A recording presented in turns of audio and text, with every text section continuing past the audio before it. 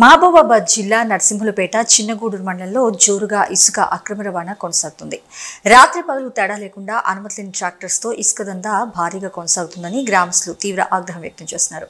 ట్రాక్టర్ల సహాయంతో ఇసుక కౌసల్యాదేవిపల్లి గ్రామంలోని క్రీడా ప్రాంగణంలో 100 ట్రిప్పులు డంపు చేయడం వల్ల పిల్లలకు ఇబ్బందిగా మారడంతో గ్రామస్తులు తీవ్ర ఆవేదన వ్యక్తం చేస్తున్నారు. అధికారులు స్పందించి అక్రమ ఇసుక రవాణాను కట్టడి చేయాలని ఆకేరువాగు పరిసర ప్రాంత గ్రామస్తులు డిమాండ్ చేస్తున్నారు.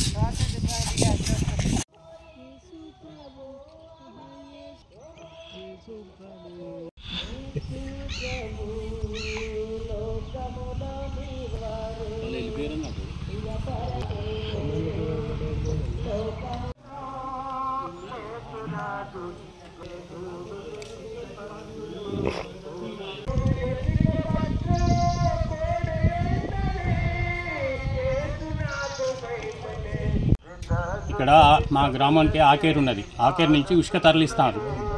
దాన్ని ఎవరు చర్య తీసుకుంటూ లేరు. మాకు నైట్ నిద్ర లేకుండా రోడ్లు ఎమ్మటి బాగా సౌండ్లు వస్తానే డిస్టర్బ్ అవుతుంది.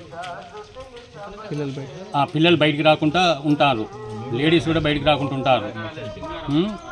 మేము క్రీడా గ్రౌండ్ ఇచ్చినాం ఇక్కడ ఫ్రీగా. ఆ క్రీడా గ్రౌండ్లో కూడా మొత్తం ఇసుక నింపుతారు. దీన్ని పోలీస్ శాఖ కూడా ఏం చర్య తీసుకుంటలేదు, రెవెన్యూ వాళ్ళు కూడా ఏం చర్య తీసుకుంటలేదు. వీళ్ళు మాత్రం ఇట్నే ఉసుకపోతే మా జాగా మేము ఆక్రమించుకుంటాం.